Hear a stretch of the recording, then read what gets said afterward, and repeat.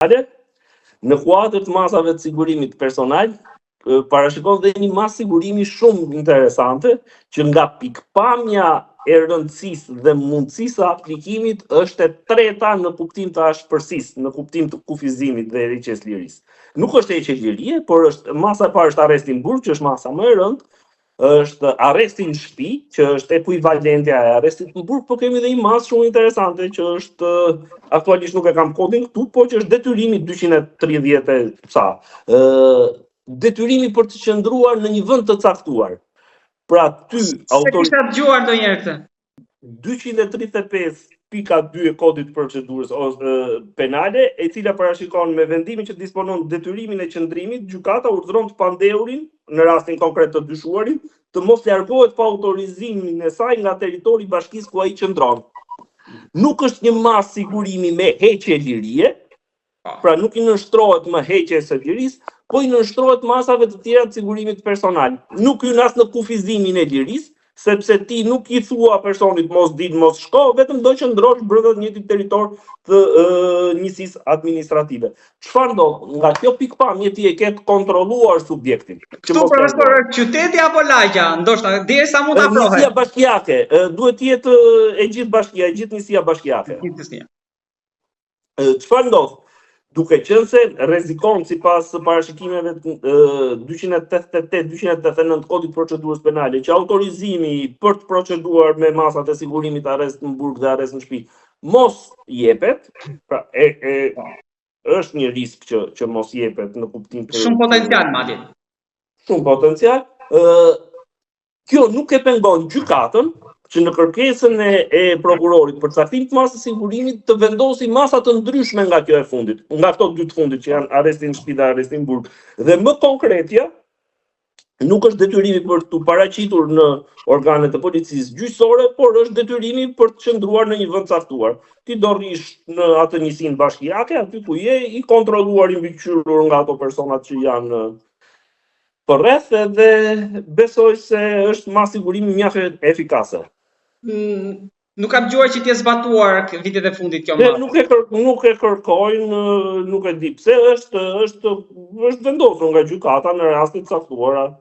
Por mund kemi edhe rastin tjetër që ndoshta zjarri të përgjigjet me zjarr prokuroria edhe të kërkoj ndoshta mund të përsëris pezullimin, por mund të përsëris edhe masën e arrestit me një provë të re që mund të dalë, pra mund të nxjerrë diçka të re.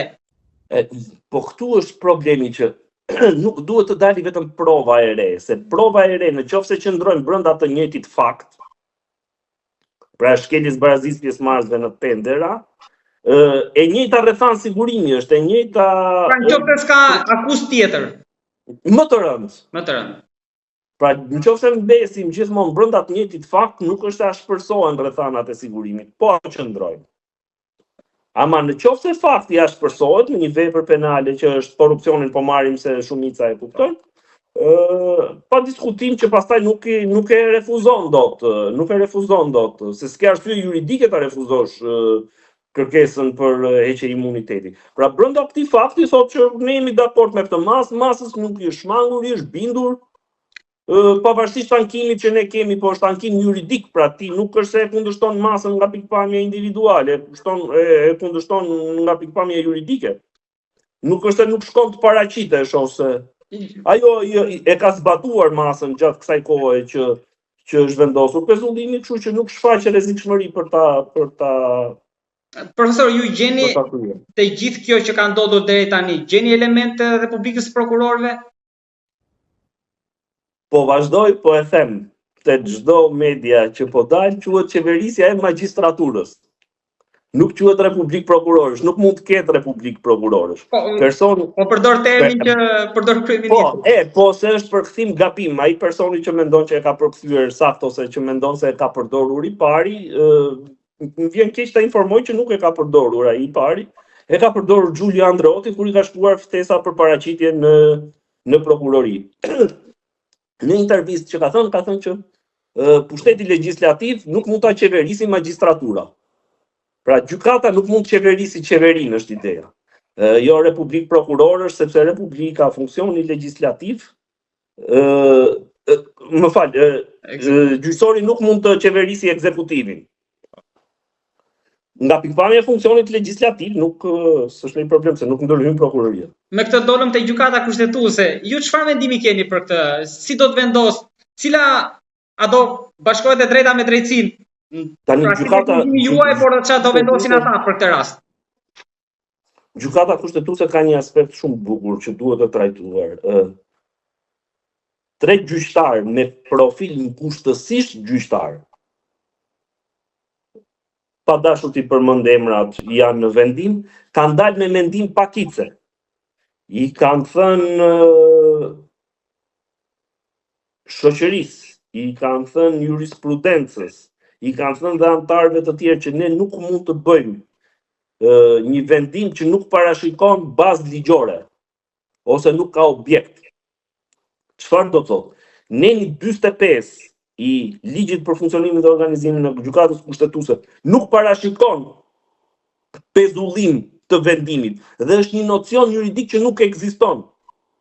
Një vendim gjyqësor ose shfuqizohet, ose ndryshohet, ose lihet në fuqi. Nuk ka një nocion juridik të pezullimit vendimit. Çfarë ka nocion juridik? Ka nocion juridik të pezullimit ligjeve dhe akteve që mos hynë në fuqi pa u shqyrtuar çështja nga pikpamja kushtetuese. Por një ligj që mund të jetë miratuar në parlament pezullohet derisa ta shqyrtojë gjykata kushtetuese nga ato aspekte që është kërkuar nga palët. Pra nuk mund të ketë një nocion juridik të pezullimit. Një vendim gjyqësor i nënshtrohet ose shfuqizimit, ndryshimit ose lënies në fuqi. Neni 45 është taksativ i kodit i ligjit për gjykatën kushtetuese dhe thotë pezullohen vetëm ligjet dhe aktet. Në ligjore nuk mund të pezullosh gjë tjetër. Në qoftë se hyn pastaj ta analizojmë dhe me nenin 54, pra kush janë subjektet e legjitimuar dhe për çfarë e kërkojnë pezullimin në kuadër të konfliktit kompetencës, mund të rrim gjithë javën pastaj edhe nuk na del koha. Por ideja është 3 gjyqtar me profil të mirëfillt gjyqësor, pra kanë qenë pjesë e trupës gjyqësore të Republikës së Shqipërisë, kanë dalë kundra vendimit me mendim pakice. Gjyqtarët e gjyqeve imituese kanë thënë që duhet pezullojmë pezullim. Me pak fjalë. Kjo është e shkruar e zezë mbi të bardhë, mund ta hapi çdo kush nenin 45 të ligjit për gjykatën kushtetuese. Nuk ka një parashikim të pezullimit të vendimit gjyqësor dhe nuk ka një parashikim të pezullimit të vendimit gjyqësor juridikisht në asnjë kod të procedurës civile, të procedurës penale ose të procedurave administrative. Nuk ekziston një koncept i tillë. Po kjo ndarje, zoti Miftari, paralajmëron atë që do jepet 22 janar? Unë nuk di çfarë do të jepet në 22 janar, di ligjin, por këtu ka një shprehje që gjykata bën çuditëra. Është pak më banale se kaq nganjëherë, po për respekt të ndjekësve nuk dua ta them. Ajo që di me saktësi është që nenin 54 pika 3 të ligjit për funksionimin e gjykatës kushtetuese, kryeministri legjitimohet si subjekt të kërkoj konfliktin e kompetencave, po brenda juridiksionit administrativ. Juridiksionet ne I kemi të ndara, kemi juridiksionin administrativ, ku hyn gjithë nocioni I administratës shtetërore, dhe juridiksionin gjyqësor,